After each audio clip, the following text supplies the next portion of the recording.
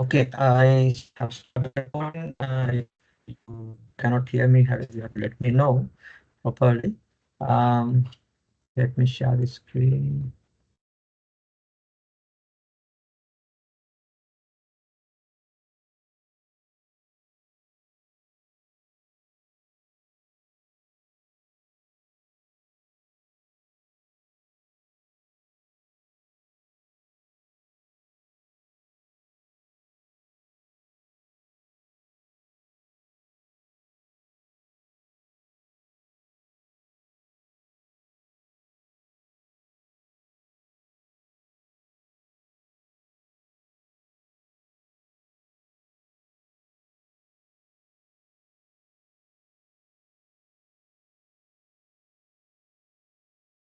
Okay, so welcome to the today's topic on the orientation program. That is ethical conduct. So most of you already know me. I'm Suranga Jayasena from the College of Quantity Surveying. Um,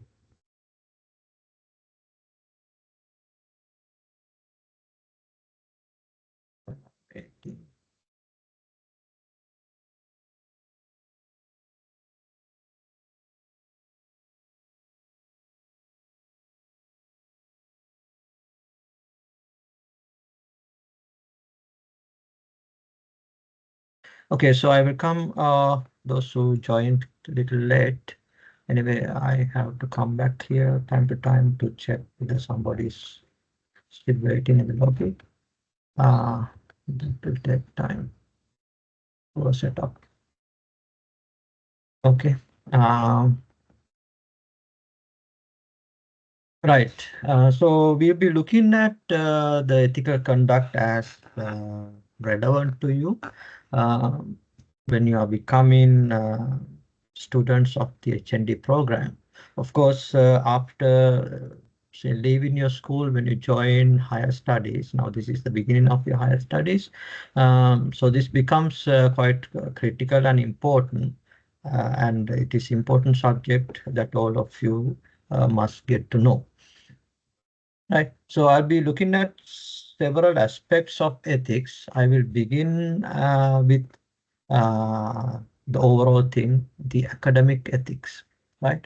As IQSSL College of Quantity Surveying, how we look at it and how you should understand what ethics is. Okay. Um, and so if you, I can see the chat if you have any problem with your microphones, etc., you can post to your chat if you have anything. Or else at the end of the session, I will have a question time. At that time also you can ask. But if any time if something is not clear, you can disturb and ask me. Um, okay, so let's move to understand this concept of ethics, right? Um, that is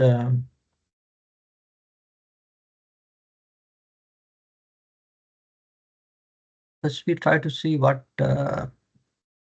ethics is, right? So it is, well, of course, you may have used this word very often when you are talking, even in your own mother tongue, Sinhala or Tamil.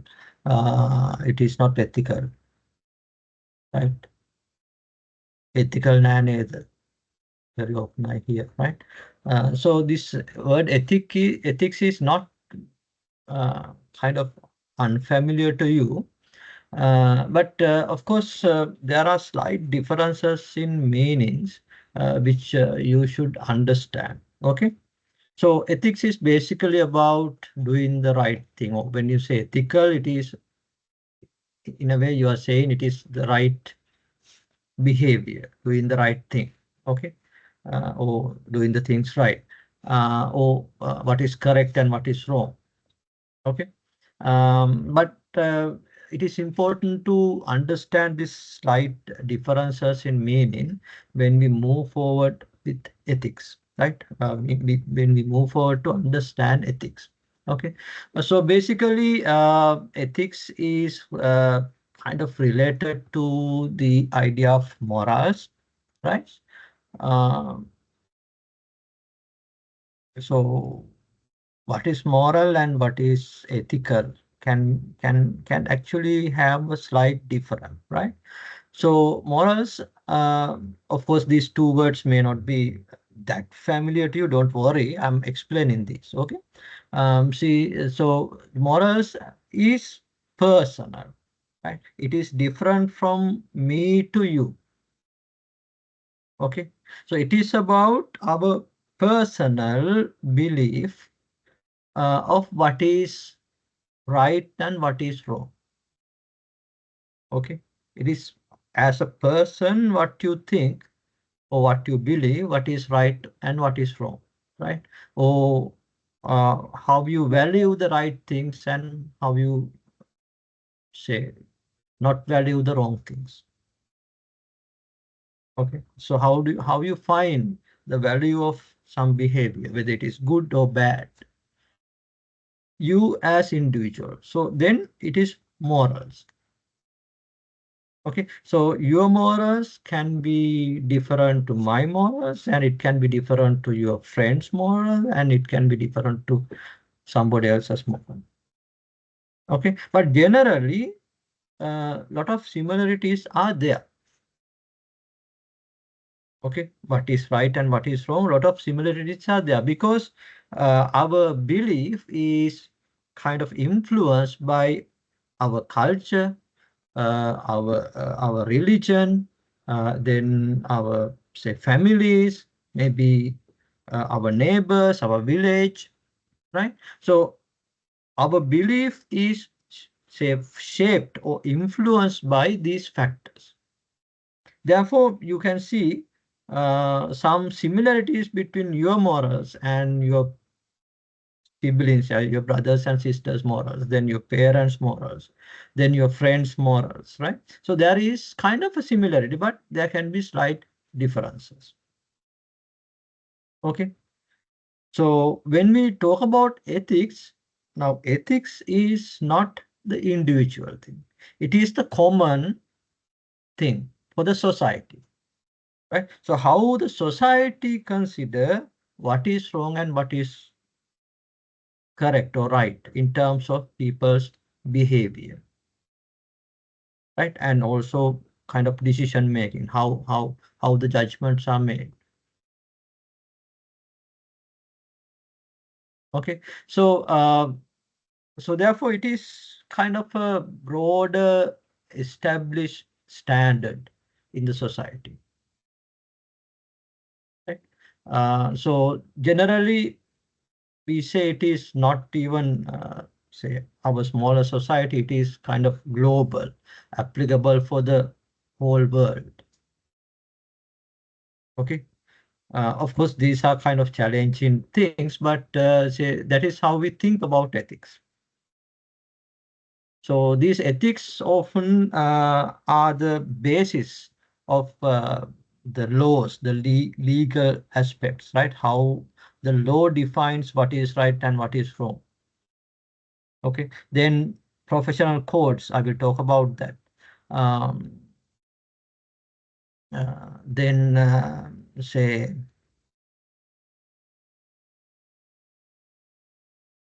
generally what the society expects how you should behave individually. Okay. Now, okay, I'll take one example, right?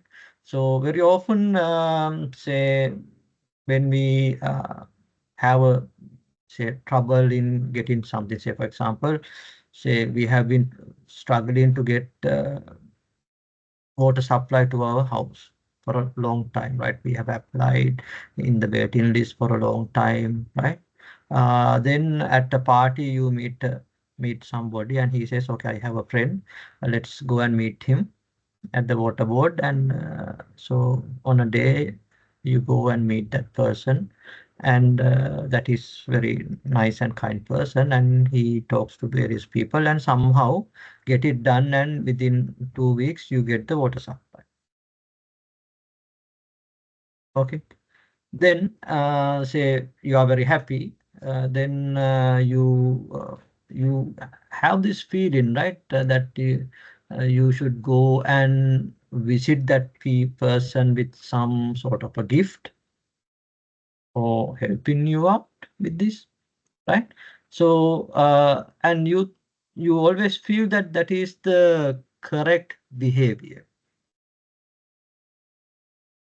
individually, right? So that is based on various things, influenced by various things, the culture, how we have seen others behaving, right? How they talk about these things, right?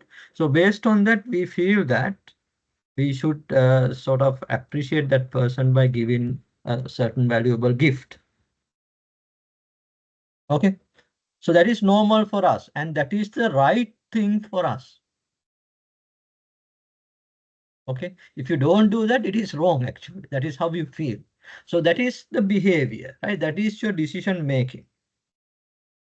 I'm taking an example, right? You may be not like that. You don't want to give somebody gift and all these things, and that's a different case. But just assume, right? That is I have seen very often that is the thing. And generally, I also always feel like that when somebody do a great help to us, right?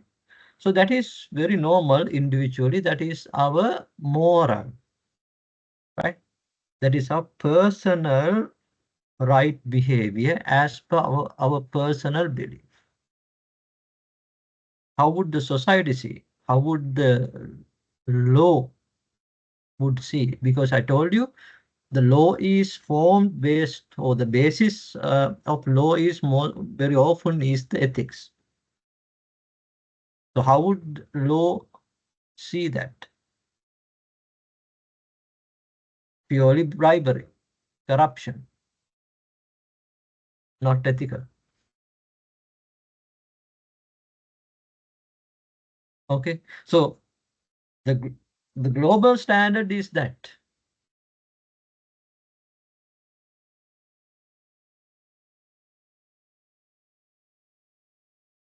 Okay, so that's the difference. So what we are looking at now are the ethics, not the morals. Morals is yours, but we say somebody has good morals, somebody has poor morals, right? That is based on our own judgment and our belief that that person's behavior is not tallying to what we believe is good. Therefore, we say poor morals. But if somebody has very morals or the behaviors which are very much appreciative to us, then we say good morals. But again, still it is still a subjective thing. Okay, so we are looking at what are the uh, accepted right behaviors in academic arena. Now you are entering into academic world. So you have left the school education. Now you are entering into academic world, right? Suppose say secondary school education or higher education, you are entering into academic world, right? So there we talk about academic ethics. Of course, ethics are everywhere, but specific subject as academic ethics. Okay, so in academic ethics we can identify several principles, and these are the, of course, you can look at it different ways. So for our today's session, this is how I would like to formulate or articulate the principles of academic ethics. Okay, so how do we define, how do we understand what are academic ethics, right? So these are the key principles: honesty, trust, fairness, respect, responsibility, and courage. So I will talk about each one at a time, taking one at a time. Okay, then it will be clearer to you. Okay, so as I told you, if you have any questions, you can post to the chat or you can ask. Okay,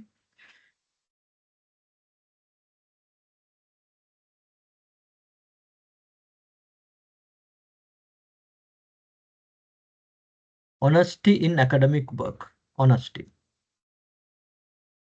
right? So what is the definition of honesty? What is the meaning of honesty, right? So it is a challenging thing to explain in simple, but it is about being truthful, right? And say having integrity and all these things. So if I simplify, I can say it involves that say it is honesty is there when you refuse, right? When you say no to lie, right? If you refuse to lie, if you say no to lie, always tell the truth, right? When you refuse to steal or theft, right? When you refuse to deceive or fool others in any way, right? Then you are honest. Okay, that is a simple simplest way I can explain it. But honesty idea is not something new to you, I believe, right? You also have some feeling about it. So I believe that is right, right? So how you know honesty is right. Okay. Um, so in academic work, this honesty become quite important, right? So if you use in your academic work somebody else's work, right? If you use in your work somebody else's work, this happens often, right? Because you don't know everything. You have to learn from others, right? Who has found it or who has already written about it. Okay, so in not like in school days, there is a requirement now when you are presenting something, uh, any special knowledge that is not usually learned at school, because at whatever you learned at school is considered general common knowledge. Okay, so if you now your subjects will involve more advanced knowledge, new things. Okay, so when you bring in such kind of newer things than whatever you have generally learned at school, right?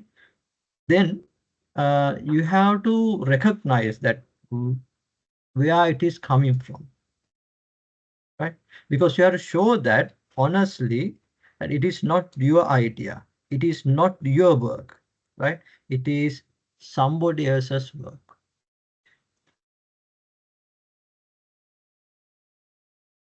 right? It is somebody else's work. So under this, we have two topics called primarily called plagiarism and cheating, uh, which I will explain a bit into bit detail later on. Okay. So if you don't know what they are, don't worry for the moment, but they are academic dishonesty. Okay, they will be coming later today itself. Don't worry, right? So basically, what I explained is related to this idea of plagiarism. Then cheating is when you sort of uh, say copy from others and hide the fact that you have copied from others. That is, I mean, from your fellow students, maybe. Okay. Or sometimes you take it from other people's assignments and present likewise. So that is cheating. So plagiarism is slightly different. It is basically from those people actually contributed by bringing such knowledge to the world, right? Uh, so when we are moving forward with our process of academic advancement in your career, right? It is important that you understand this aspect of honesty and say develop a culture. of being honest, right? So it is not individually, initially as a group, initially individually, yes, then next as a group of students in your batch of HND students. Then it can be broadened to others, especially the younger batches, that you can help them to become honest, right? That will be in future, right? So generally, we always take all possible steps to maintain a culture of being honest at the IQSSL College of Quantity Survey. Okay, so we have been doing this continually, and we will continue to do that. Okay, so you also get into that and be a part of it. Okay, so trust is very important. So we always say take steps to maintain good trust between the students and the faculty, that is the teaching staff, and also the administration staff. Okay, so because that we identify that to be very, very important uh, for good behavior, which actually contribute to ethical conduct, right? And when you say come up with certain submissions and uh, analysis of various details, because this will be happening later on. So you'll be collecting information or data from various sources, and say what we call, you conduct research. Say when we give you assignments, you will conduct research to find information and data for these assignments, right? So through this research, you will do various analysis and come up with certain answers, right? So when you do this, say you always have to verify that you are collecting such information or data from reliable sources. Okay, so and maintain that belief among the academic staff that you would do this and you would not get data from unreliable or say sources, or sources that are known to be producing say false data, right? So if so, the belief that among the academic staff that you would not do such things is also very much important to maintain a culture of uh, good ethics. Okay, um, and often you will be doing some group projects. You will have individual projects and also group projects, group assignments, right? And say when you conduct these things, it is important um, that you maintain good collaboration among everybody, working together and caring about each other's effort and say workload, and you also everybody take a fair share of everybody's all the work that is there in the project, and also trusting or developing a trust uh, among you, right? That you know that you do your best, and also you trust that others will do their best. To for that to happen, everybody must do their best.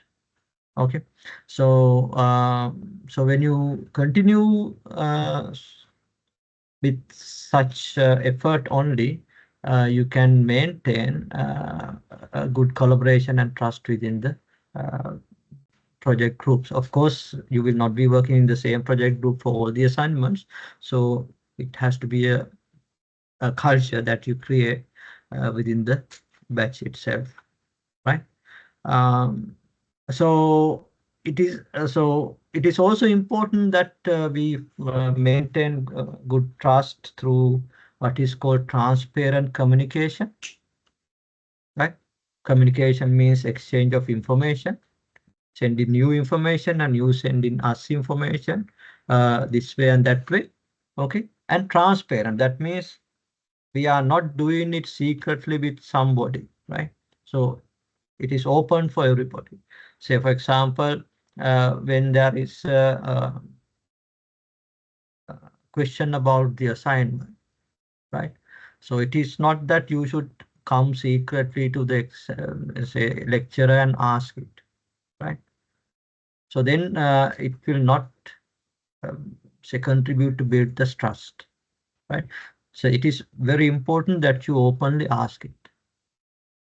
Then say naturally the lecturer will openly respond to that, right?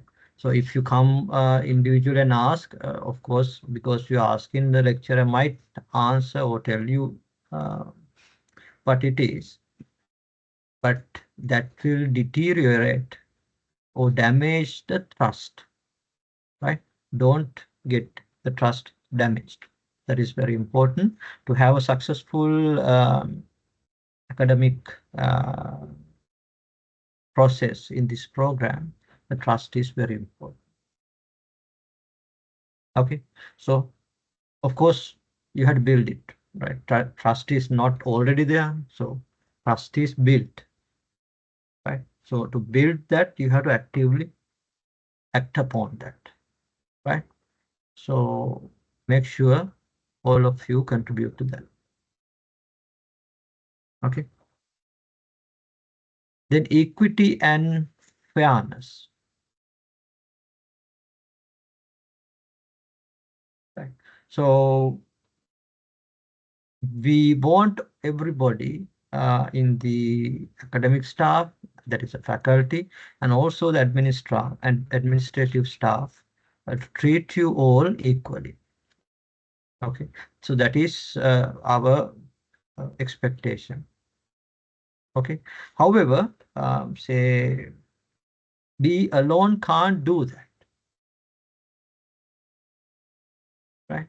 So you also actively support it. Then only we can actually avoid favoritism, right? Because say you can think, right? So if there is a say student who is generally good and often identified as a good student, and that student say as a it relates to the previous one also, and say time to time meet the lecturers and ask various questions and learning things. Now others would feel that it is favoritism. That may not be favoritism, but others would feel that. So it is always good that say all the questions that you have, you ask when everybody else is there. So it helps everybody, and say it also gives a feeling of equity and fairness, and you are contributing to that. Okay, so we haven't observed any favoritism in the past, but say sometimes students may feel that is there because of such observations, right? So don't let that observations happen. But just because I'm saying that, don't refrain from asking questions, okay? So asking question is very important if you want to learn. This lecturing alone will not help you learn. Okay, so because there are so many things that are relevant, but we may not mention because say there is no cue or say no prompt for us to say those things because you don't ask. Okay, don't let that happen. So this is a new area, and say asking questions is very important um, to develop in a learning culture, right? And of course, if there is any biases or discrimination, right, we have to address.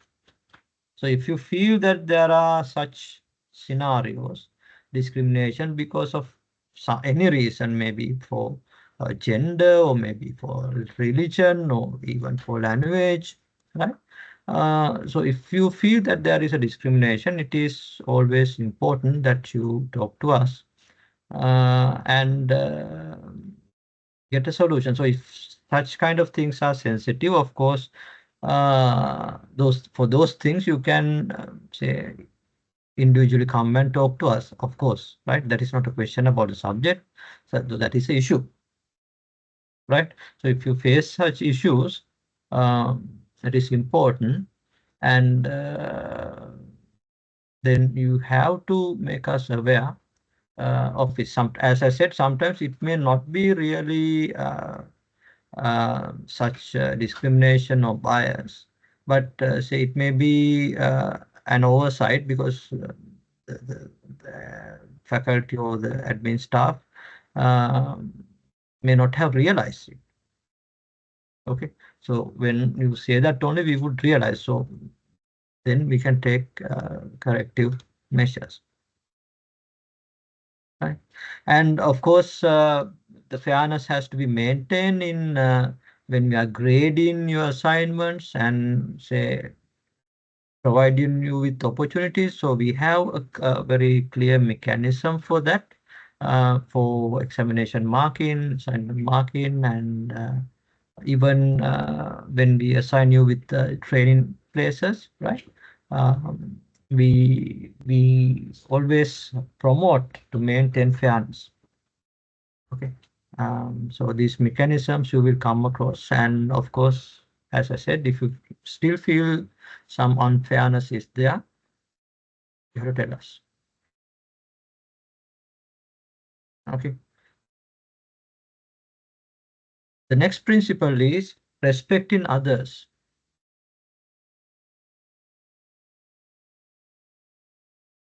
Right. So respecting others is quite important, especially now. It's not like your school days. Now you get to know people from many different areas, many different backgrounds, right? So they would have different views about the world. They may think about the world differently. So as I said, what is right and what is wrong can be different, right? What food is good and what is bad for health they may have a different interpretation. Okay, what they like, what they dislike may have different interpretation. Okay, so they will have various different perspectives. I would have a different perspective from you, right? How I think about things may be different from how you think about things. Okay. Now you must learn to value that everybody has their own perspectives. It doesn't mean that you also have to agree with them, but you have to value that they have their own perspectives. You can have your own perspective. That is, say, similarly, they also should value your own perspectives. Right. However, when you are doing something together, when you talk about something, right, so you have to give proper value to these perspectives and then discuss and agree on what is the best thing for that purpose. For a different purpose, maybe a different perspective, maybe the good one. Right. And also, it is always important to have respectful communication in class and online.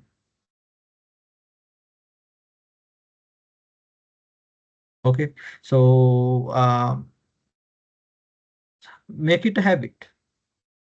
Be polite, respectful when you talk to anybody, not only to the lecturers, right? When you talk to your friends, right? When you talk to the others, like your seniors are there, your juniors are not yet there, they will come in next year. So when you talk to them, when you talk to staff, when you talk to outsiders, we are at a building. We actually our institute is only at one of the floors in a larger building, right? So there are others in that building. Okay. So There are people who are doing renovation work. I told you. So actually, we were not planning to start it there until the renovation is completed. But later we thought, okay, why should we send you somewhere else? And say we thought of getting you there. But of course, you might come across these people who are doing the painting and other refurbishment work, the laborers, right? You got to be respectful for them to them also when you're talking, if you happen to talk to them. Even if you don't say talk to them, still it is good at least say if possible to say good morning or good afternoon or something, or else at least smile at them when you see them. Okay, so that is also communication, no? Even though you don't speak, right? Even a smile is also a communication, right? So have respectful communication, make it a habit. Okay, then of course online when you're chatting, WhatsApp and all these things, maintain that. Okay, use polite words like please, could you, can you please, likewise, right? That is important, right? The other thing is listening. So listen actively to others, your friends. So when they are talking, right? When they are explaining something, or when they are saying something that happened to them, right? Or when they are talking about the problem they have, or when they are talking about how to do the assignment, right? So when your friends are speaking, it is important that you listen to them attentively. Okay, don't take your phone and say go through the WhatsApp messages and say laugh at the comics there, right?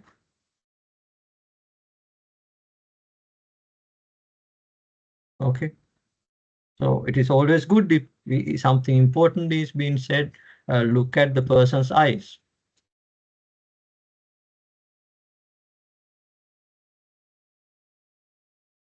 Of the person who is speaking, right? Or say uh, if it is difficult, sometimes some people find it difficult to look at a person's eyes, but if that is the case, say you can say look somewhere on their forehead, this area. Okay, so they feel that you are attentive, you are attending to what they are saying, you are really listening to what they are saying. Okay, okay, so same applies to the lecturers and other instructors. So when they are teaching you, when they're explaining something to you, this is very important, right? That you pay attention. So you have to develop that culture. You are generally poor in. Okay, today itself you are poor. When I said good evening, nobody said good evening, right? So that should not be the case. Okay, you have to develop a good respectful communication behavior.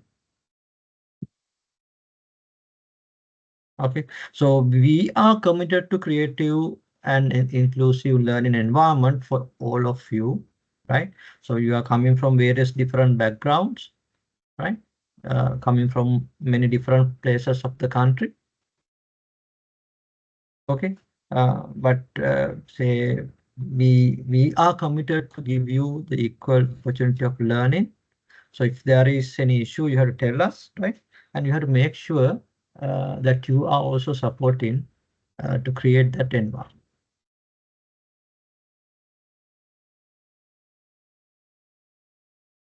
Okay.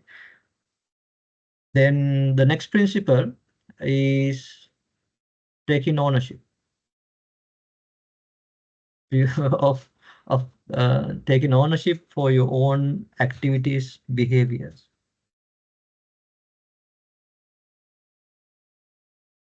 right? Meeting the deadlines. Now, There will be various deadlines, assignment deadlines, submission deadlines, um, or even say deadlines, simple deadlines like say your lecturer asks you when you come next day for the lecture, read this part and come. That is also a deadline, right? That is a commitment that you have to make, right?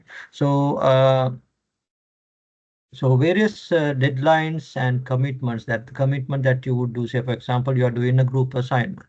So you make the commitment that you visit a certain construction site and collect information from there, right?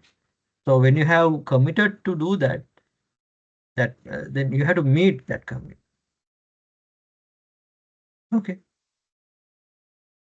So that is the correct behavior. That is right behavior. And managing time is also part of ethics. Properly managing time. Because when we talk about academic ethics, we are talking about correct academic behavior. Correct behavior as a student of higher learning.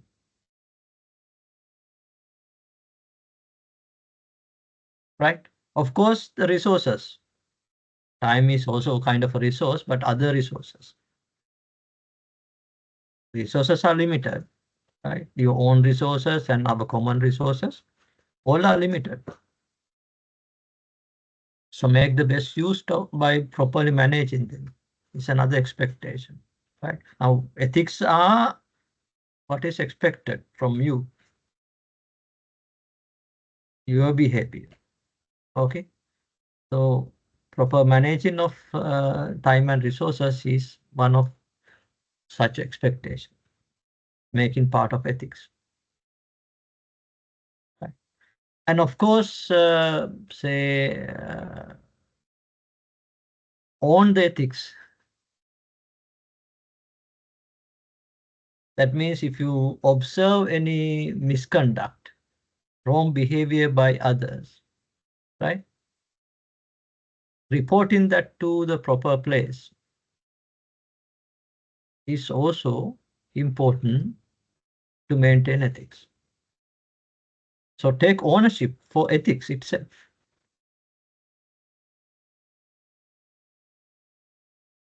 Okay. So make sure that when you see that, report it. We are kind of used not to do that. We often see people doing wrong things on the road and all these things. We just look away and walk away, right? We don't go and report. So that is our the moral behavior.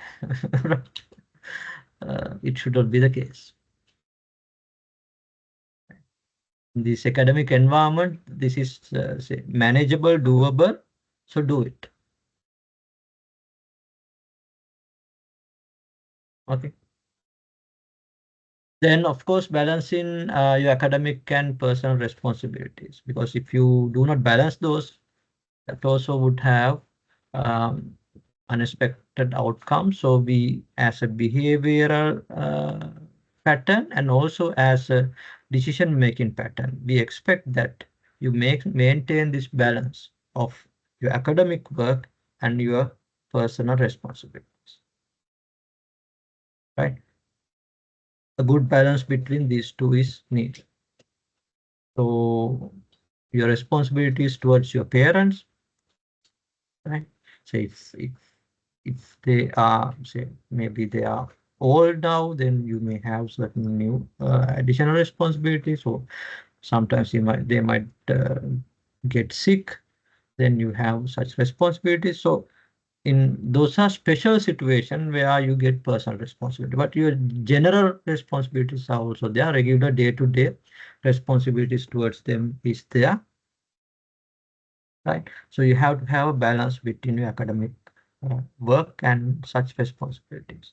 So when you come across some special responsibilities, then you will have to spend more time on those special personal responsibilities. As I said, if your parent become sick, unwell, right? Then you will have additional responsibility.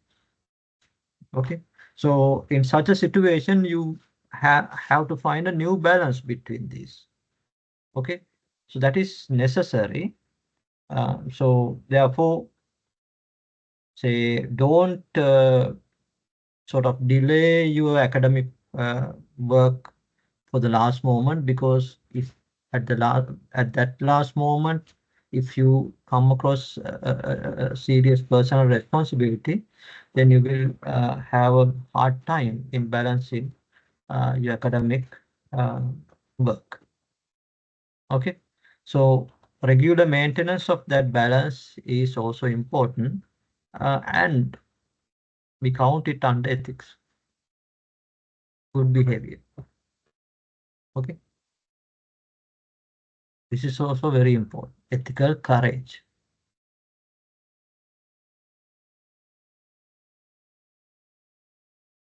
as part of ethics. That is standing up for what's right,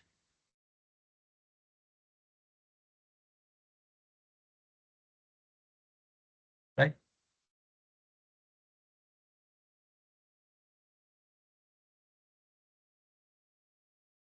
When you see the right thing happening, you also should support it and stand up for it. Because very often you will find that, say, such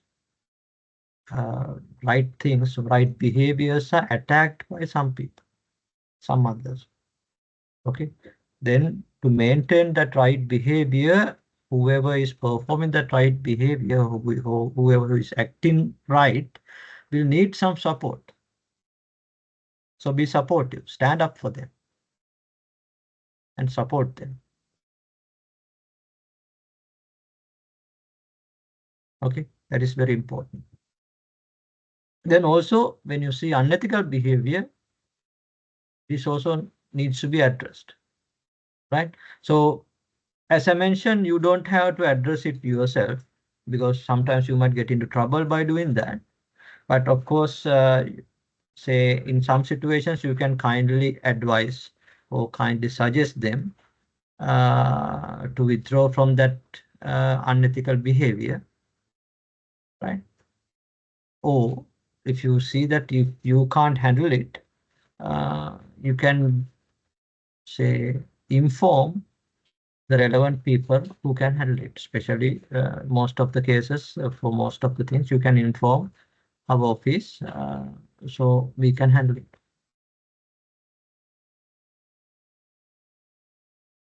Okay. And I mentioned this during our session also, overcoming peer pressure. So your peers means your friends, right? Peers, the ones who are at same level, peers, right? So they might pressurize you to perform some unethical behavior.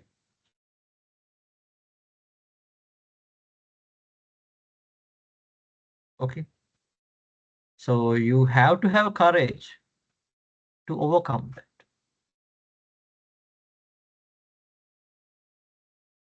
Right? So you don't have to make it say say unamicable or unfriendly scenario, not necessarily, right?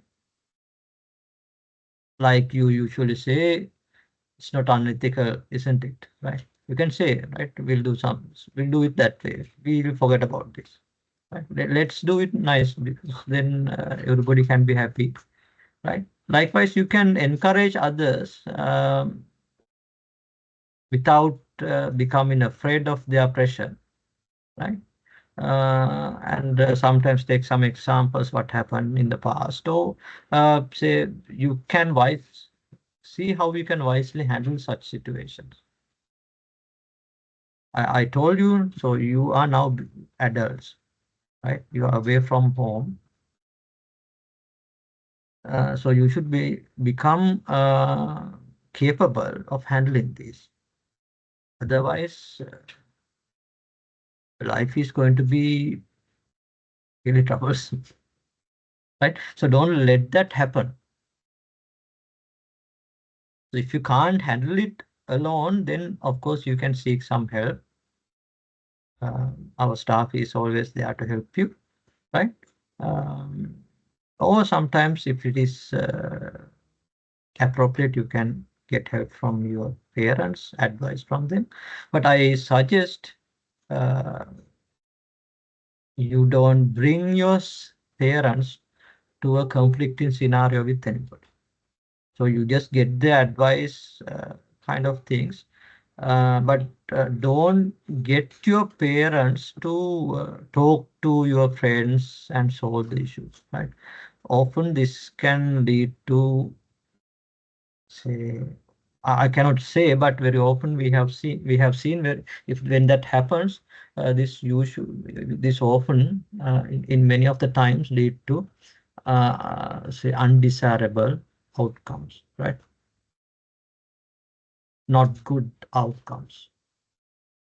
Okay. Um, because say in a way parents are your parents, so they always think about it from your side and all these things, so others will always feel that. Okay, so then they would not expect a balance. Even if your parents are very well balanced, others may not think. Okay, so it can lead to some disadvantageous situation. So try to avoid bringing them into such issues, right? So issues you bring to us. Okay, and of course by say showcasing how good behavior is, right? You can be a role model for others, right? Others to see what is the ethical behavior. So they look at you. So you become a person with good morals as the social standards. Because if you have your own morals tallying with the ethics, then the society sees you as somebody having good morals. That means you are a role model, right? Your own beliefs, your own behavior is tallying with the ethics. Okay.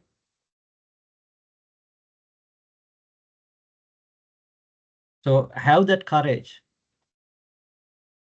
be strong to become highly ethical. Okay. So those are the kind of, I cannot say those are really theoretical kind of a principle, but say some of the principles as I gathered, okay, to explain to you what this ethics should be uh, while you are with us. Of course, not only that, you will be moving forward because once you complete this HND, you open the path to um, many different areas, right?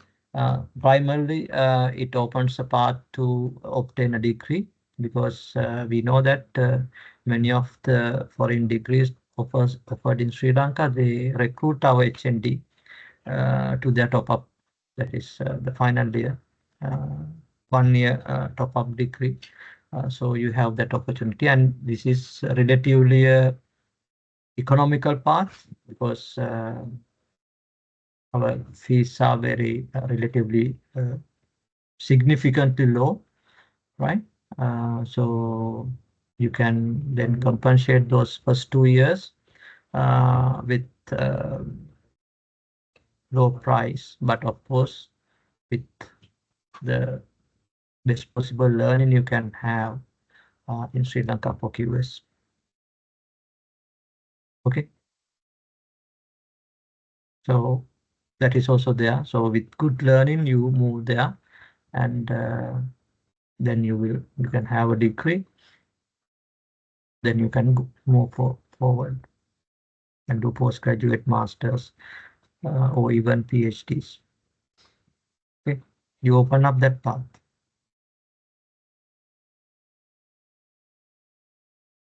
Okay, so develop good ethics. That will definitely help you for a good career as academic, uh, but of course also as a professional QS, because for professional QS also this is very important. Okay, then I'll move to a few other things, because I mentioned that I will talk about plagiarism, an idea that you should become aware of when you are here, right? So it is a matter of honesty, trust, fairness, respect, and responsibility. You can see it is about ethics. Okay, plagiarism. Now, these are the points of ethics I talked about. Okay, principles of ethics I talked about. So plagiarism deals with almost all of these. Okay, primarily with honesty, but with almost all of these. So the plagiarism as a definition, this is how the Cambridge Online Dictionary has defined plagiarism, right? The process or practice of using another person's ideas or work and pretending then that it is your own. Now, when it comes to you for your academic learning here in this practice, now this become quite critical, because you will be doing various submissions as assignments, right? So when you do these submissions, you will have to refer other people's say documents, like maybe books, maybe papers, or maybe websites. So you will be taking knowledge from various such places. You give me a minute, I want.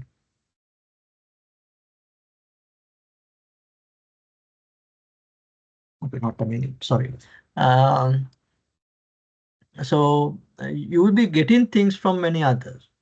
Okay, so the plagiarism is when you get such knowledge, such as ideas, or sometimes works like maybe diagrams, okay, pictures, right? So works, right? So sometimes that is ideas, right? What they have written.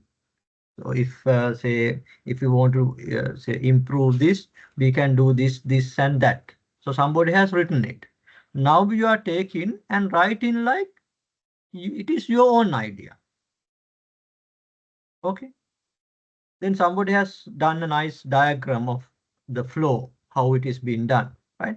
So you take this diagram and place it in your assignment as your own creation, right? So when you do that, you are plagiarizing. Okay, you should not be doing that. That is not ethical,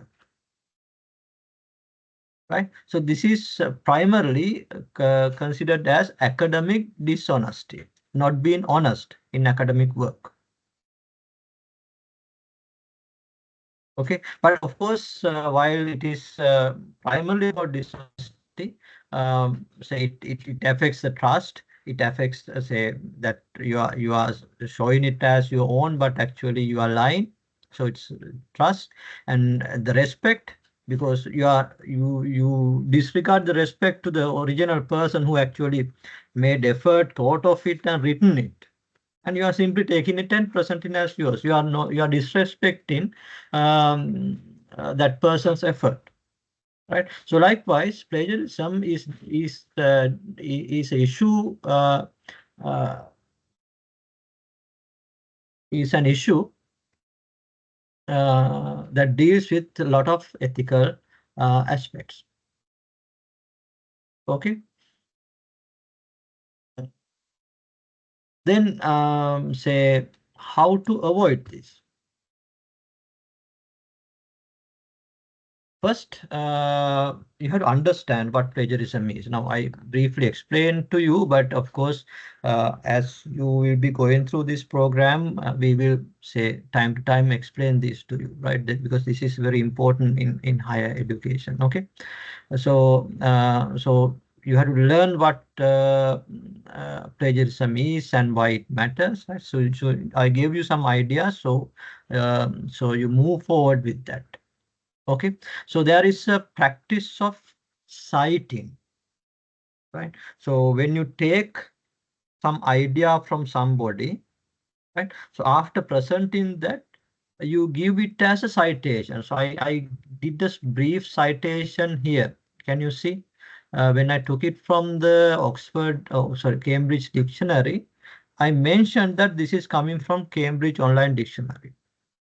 Okay, so however, there is a standard way of doing this. So we will explain this to you, how to do this, which is called referencing, citing and referencing. So under that, you will learn how to do that properly.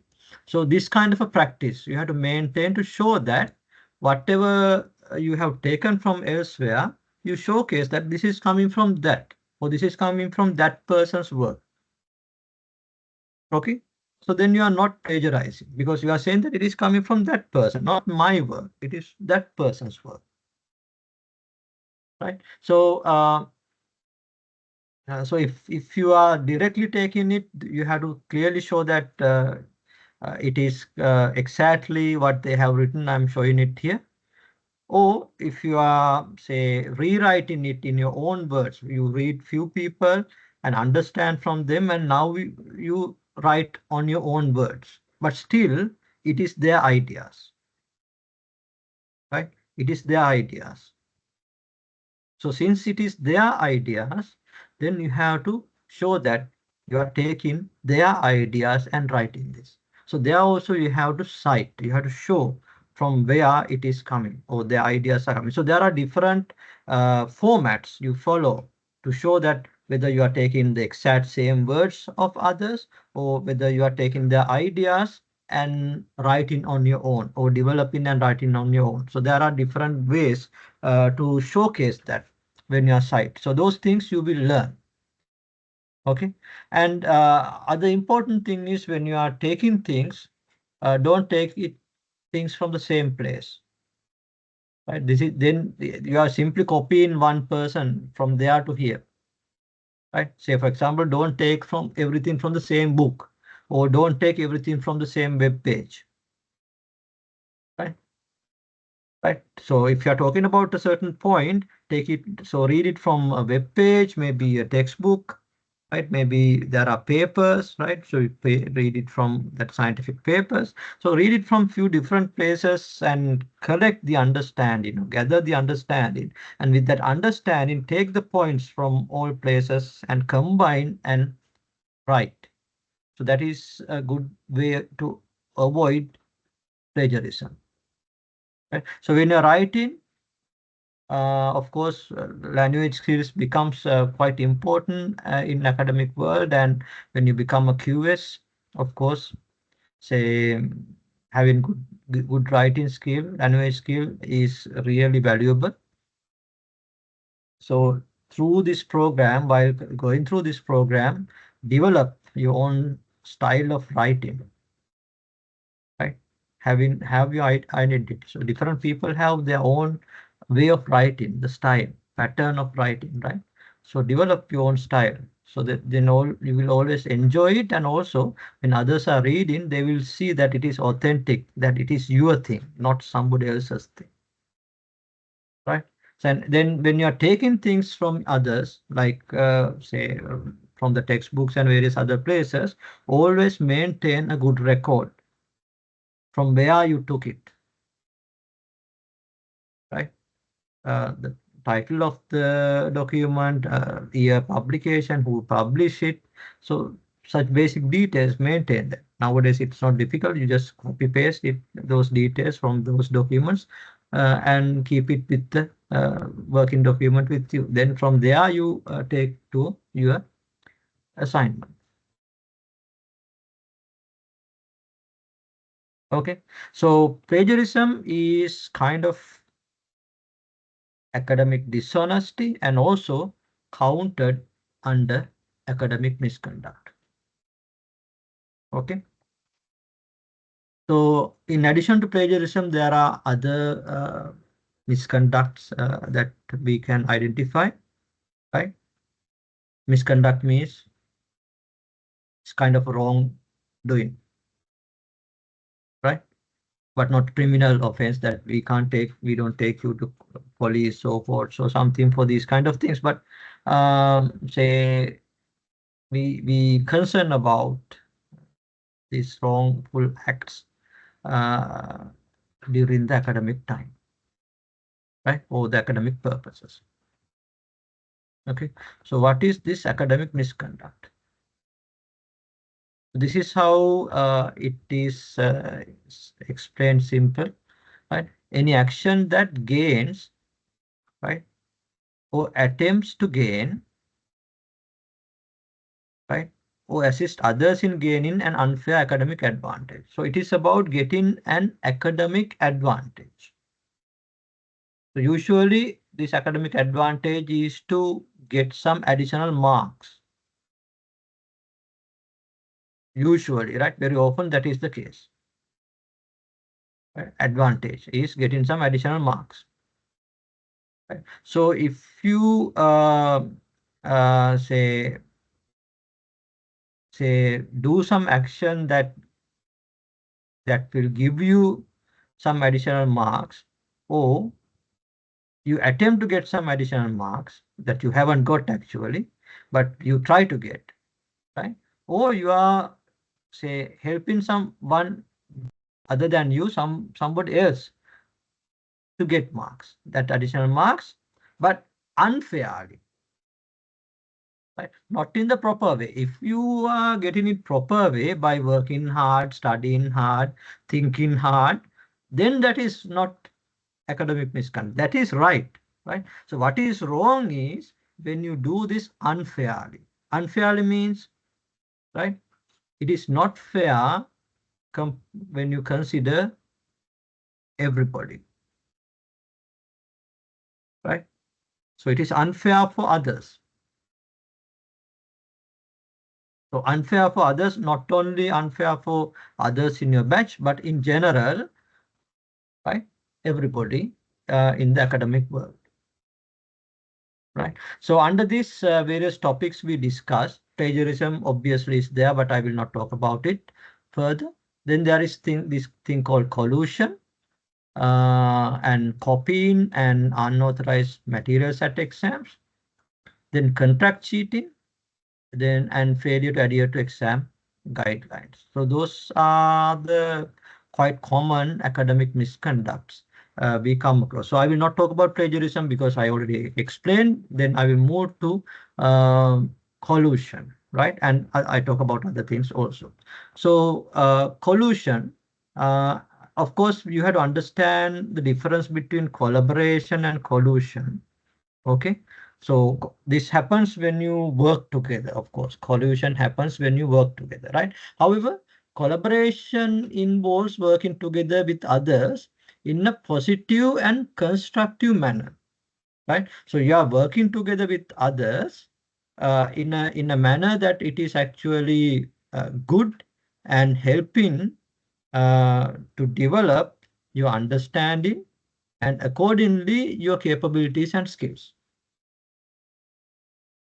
Right? That is collaboration. Then it is for the benefit of everybody, and it is in a positive manner.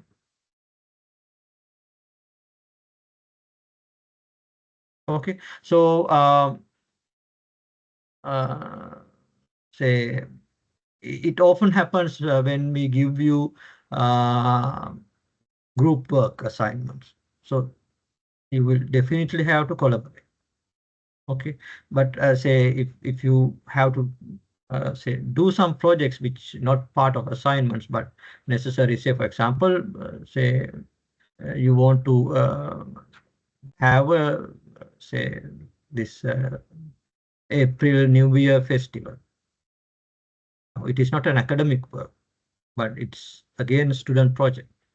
So there also you work together collaboratively, right? Sharing the work and sharing the responsibilities and so working together.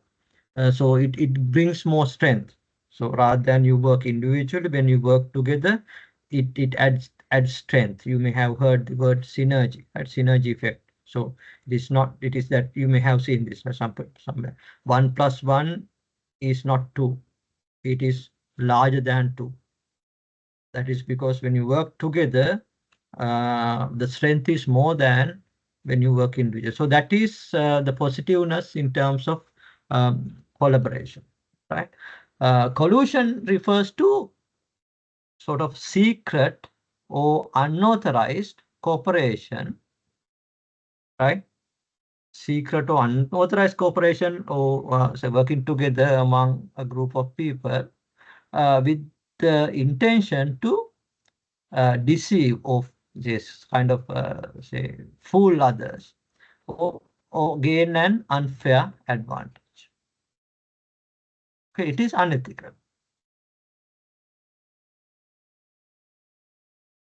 Okay, so it violates the academic integrity, that is academic honesty, right?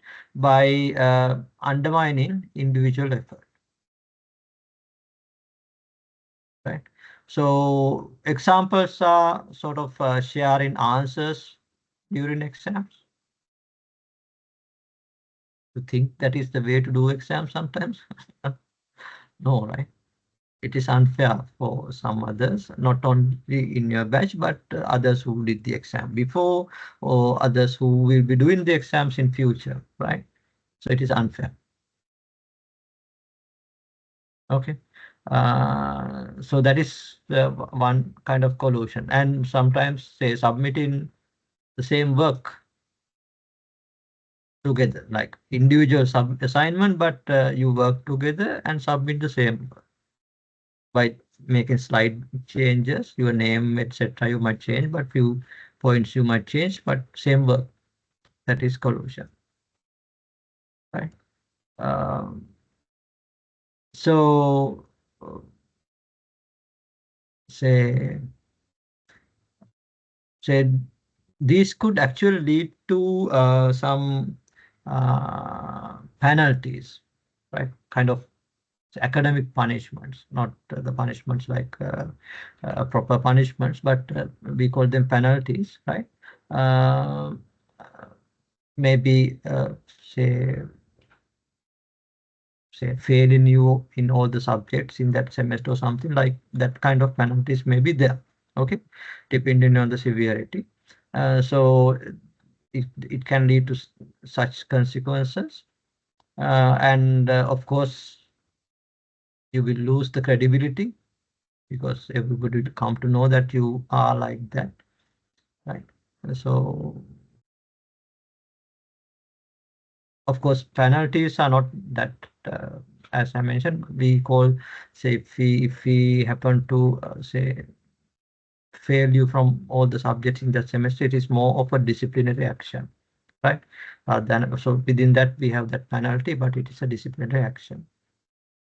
Okay, so that kind of consequences can be there to that is to those are there actually not because we hate you or we don't like you or something, but to make sure that it is not unfair for others.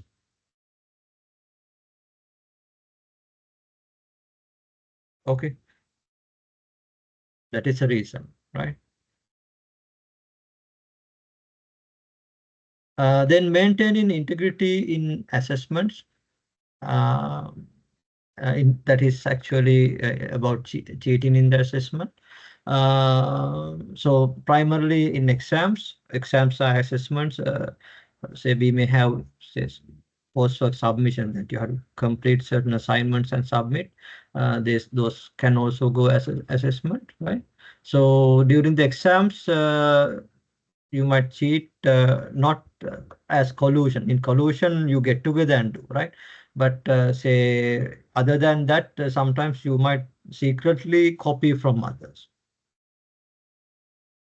Okay, they don't know that, so they are not supporting you actually, but you somehow get some access. So read it from distance and so copy from others.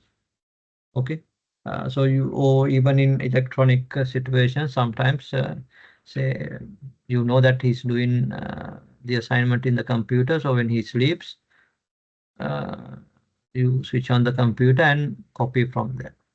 So that is not collusion. Okay, so that is lack of integrity. Integrity means is basically is doing the right thing, right? But integrity is meaning of integrity is actually doing the right thing even when nobody is watching, right? Doing the right thing even when nobody is watching. So that is integrity. Okay. So so it is a issue of integrity. Again, the consequences can be disciplinary actions and academic penalties. Okay, so this is also uh, from our end, we find this to be important. One is to say make you ethical person. That is one thing. But in addition to that, we have to maintain and promote fair testing conditions for everyone. So this is not supporting that. Actually, this is threatening that. So we don't want it to happen. Then another issue is contract cheating. This is relatively new, right? So contract cheating is primarily about engaging someone else, right, to complete your assignment. So any other task given to you. Sometimes we use the word outsourcing, right? Uh, so, right, giving it out for somebody to do. Okay, and nowadays there are a lot of what we call essay mills, right? So, so they generate a lot of essays like assignments, written down assignments for you for a payment. Okay, so that kind of using that kind of things to make your assignments submit the assignments made by such arrangements is considered contract cheating. It is not a good idea to do that because now assignments are they are not to. I think I had a post in our Facebook page also about this doing the assignments by others, right? So assignments are there to actually help you learn. It's assignments are a very good way of learning. Okay, so uh,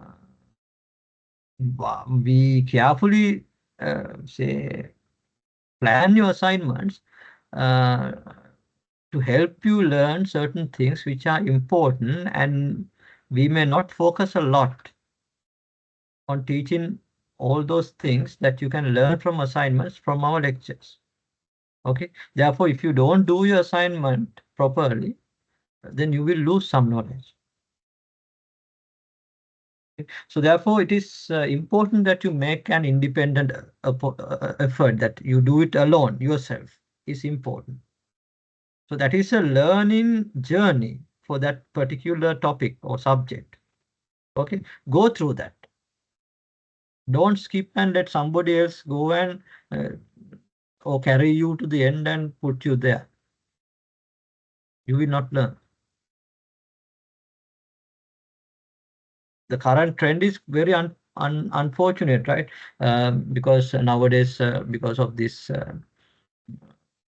posts regarding the new program, I have been working on a lot of posts. Oh, most of those posts are my artwork, right? Hope they are nice. Right. So I happen to go to various other say groups to share this post, etc. And I'm so pathetic to see that a lot of advertisements are there to conduct assignments by those assignment mills or essay mills. Mills means mill means kind of factory, right? Essay factories uh, to do your assignment for a payment, right? So you damage yourself by paying them. I don't know why would students do that, right? I cannot understand. Okay, so that is unfortunate. So don't get into those areas, right? So if you see that suspicious service trying to approach you, good to report us. It's very hard to take actions because there is no way to trace them, right? Uh, at least we can make it little awareness for everybody to get themselves protected, right? So it's good to keep us updated. When, if somebody reaches you, of course, in these groups, a lot of such bots are there. Just disregard them. Okay. Then adhering to exam guidelines.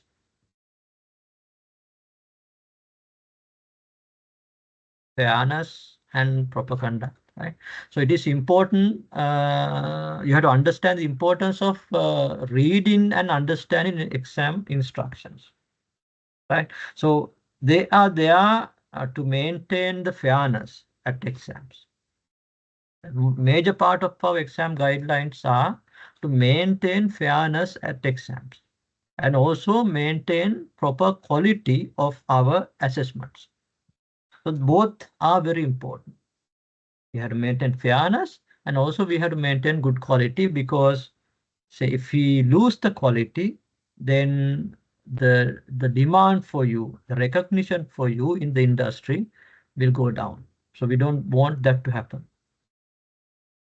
Right? We are IQSSL, we want to maintain that.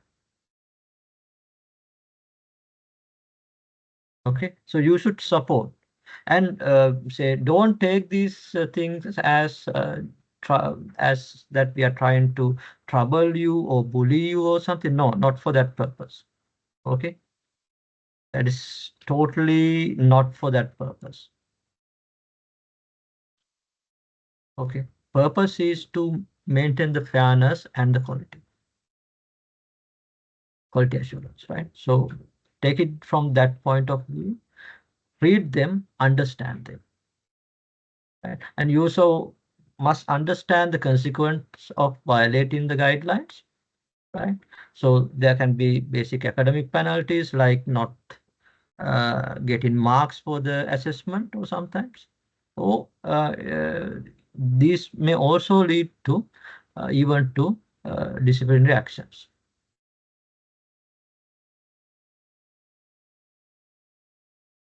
Okay. And one of the other things I should highlight in terms of having good practice or behavior during exam is actually to properly manage time, right? To be able to answer all questions. That is very, very important. Okay, so these are the things I would wanted to cover as ethical conduct. Those things that you should become aware and knowledgeable, and of course, take to your heart. For next 2 years, we want you to behave like that at the College of Quantity Surveying primarily, but not only for next 2 years, but today onwards for the rest of life. We would like to know that our students and our graduates are with good ethics, with good ethical conduct, right? So when you become a QS, this will become very, very important because there is a thing called professional ethics, right? So it is actually IQSSL. I should have the IQSSL logo there. It was my mistake, right? So professional ethics is there for QSs when they practice, and it is very, very important that everybody adheres to those. So this training that you get for ethical conduct now will going to be very useful to maintain these ethics. If you don't maintain ethics, you will not become a chartered QS. Okay. For a chartered QS, ethics, professional ethics is very important. So that will be your future. So start that journey today. Okay. So with that, I come to the end of my presentation. So if you have any questions, you can ask now. You can post to the chat. Do you have any questions? Yes, sir. I have one question. Yeah. How to overcome a fearness when I especially into a speaking to the crowd or presenting anything in front of our students? I think I can't do this. Like that thoughts are Okay. in my mind. So how to overcome the fearness? Yes, of course, question is not related to ethics, but Yeah, it's a good but question. But of course, in a way, it can be related because, as I said, courage is part of ethics. So having courage is important. So this is also an issue with courage. Well, it has to come within you, and you have taken the initial step. That means you are now aware of this, right? So you are aware that it is because of your own fear that you can't do it, not because somebody is stopping you. Okay. So with whom you should fight is not somebody else, with you now. Okay. The thing is, this will happen in a certain way naturally because you will be required to speak as a part of our program. Okay. So we will not do it like we will not like when you go for to learn swimming. Say if the coach push you to the deep end, some coaches do that, right? Push the newcomer to the deep end and let them struggle, and sometimes take after that they will naturally learn to swim or drown. Right? Oh, actually, so they don't let them die, but that kind of a way of teaching is also there. But actually, we will not go for that level. We will get gradually, right? We will get you gradually to speak, and that will be the start. Okay, so you see if that helps. If it doesn't help, well, let's see what to do. Okay, so don't think that you can overcome this issue that you had for, I don't know, 20 years, nearly that, right? With you to overcome within few weeks, but say within a semester at least, you are likely to solve that problem. Okay, so don't worry about it. thank you, sir. Okay. Anyway, you are speaking. So there's a crowd around you. Okay, any other questions?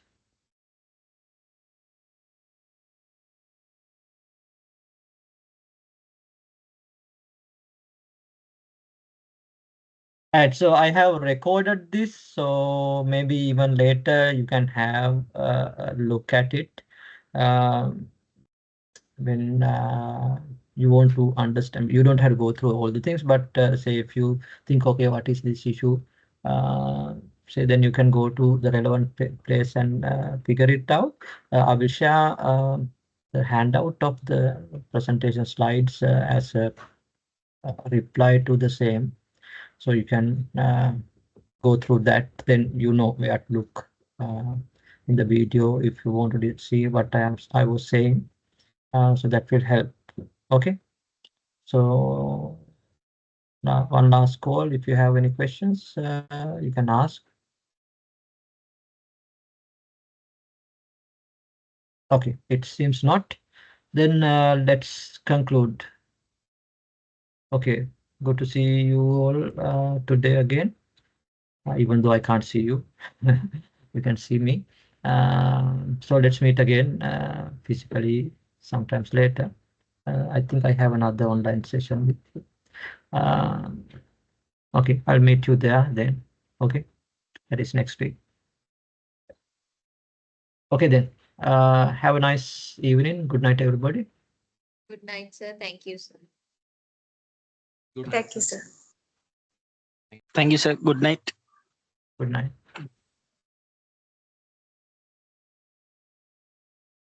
Okay, you all can leave now because otherwise you will consume your data.